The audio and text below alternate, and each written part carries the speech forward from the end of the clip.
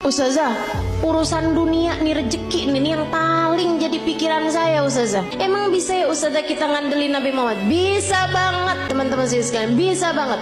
Ada orang miskin banget, dia istrinya mau melahirkan gak punya duit, barang-barang mau dijual juga gak ada, mau beli nih buat sekedar persiapan bayinya gak punya, miskin banget. Istrinya bolak-balik bilang nih gimana nih ntar ya, mudah-mudahan hari ini kita dapat rezeki, ternyata enggak. Insya Allah mudah-mudahan kita dapat kelebihan rezeki nih besok hari, ternyata enggak. Akhirnya dia bingung, dia datang ke makam Nabi besar Muhammad sallallahu alaihi wasallam, ziarah ke makam Nabi Muhammad, nangis, Rasulullah, saya umatmu nih Rasul, gini amat ya nasib saya, istri saya mau melahirkan anak saya Rasulullah, dan istri saya umatmu, anak saya umatmu, ya Rasulullah tolongin saya. Malam harinya dimimpiin Nabi Muhammad sallallahu alaihi wasallam. Makanya Maulid Simtud Durar ada bahasa gini, dan itu saya senang bacanya. Katanya Habib Ali Habsyi, idza da'ahul miskinu ajabahu ijabatan muajjalah. Nabi kalau dipanggilnya sama orang miskin datangnya pasti cepet-cepetan.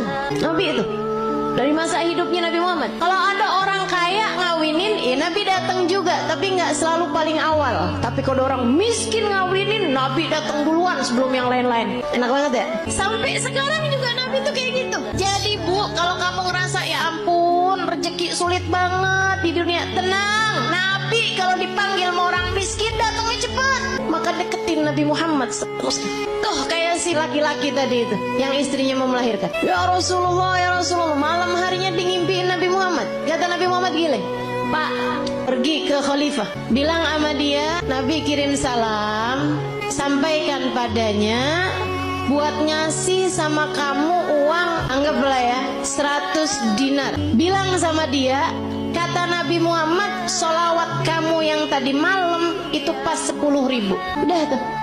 Habis itu dia kebangun. Aduh bingung juga nih, seneng ngimpi Nabi, seneng dikasih isyarah, tapi kan caranya kan gak normal nih, gak wajar.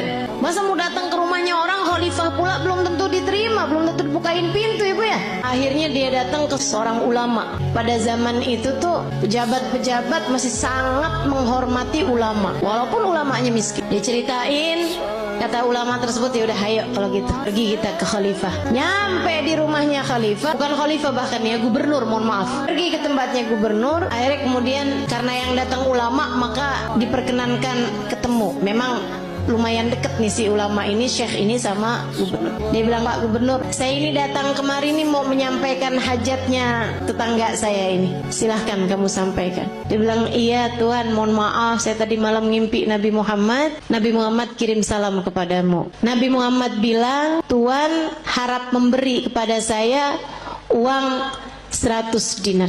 Udah mulai curiga, oh dia datang nih mau minta duit nih. Nabi Muhammad bilang, katanya sholawat Tuhan yang tadi malam sudah sampai 10.000 sholawat. Langsung gubernur tersebut berdiri, kemudian dia ambil uangnya, dia kasihin 100 dinar.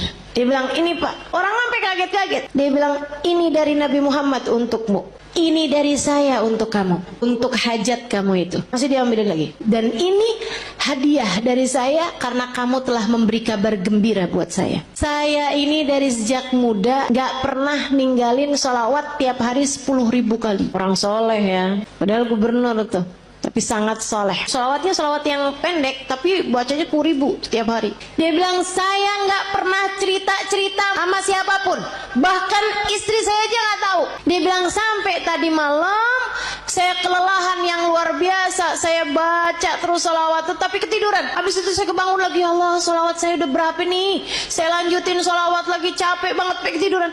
Dia bilang, saya nggak tahu jumlah sholawat saya berapa, tapi saya doa aja, ya Rasulullah, kalau sholawat saya sampai 10.000, tolong kasih tahu saya, wahai Rasul. Dia bilang, hari ini kamu datang membawa kabar gembiranya dari Nabi Muhammad. Makasih banyak Pak, Masya Allah. Tuh Bu, orang susah-susah datang ke Nabi Muhammad beres. Emang Nabi mah andalan, orang bawa penyakit, kalau yang dideketin Nabi Muhammad beres semuanya ibu-ibu sekalian. Nabi itu udah dipanggil-panggil tuh cepet nyampenya. Banyak cerita-cerita mengenai orang-orang yang sakit datang kepada Nabi Muhammad, sakit yang mustahil buat sembuh aja bisa sembuh. Udah banyak sekali. Makanya udah nggak usah susah. Yang penting dalam hidupmu itu jangan pernah tinggal Nabi Muhammad. Gimana caranya? 3 aja dah gampang. Sholawatan yang banyak, yang taat sama jalan Islam, dan yang ketiga yang cinta sama Nabi Muhammad.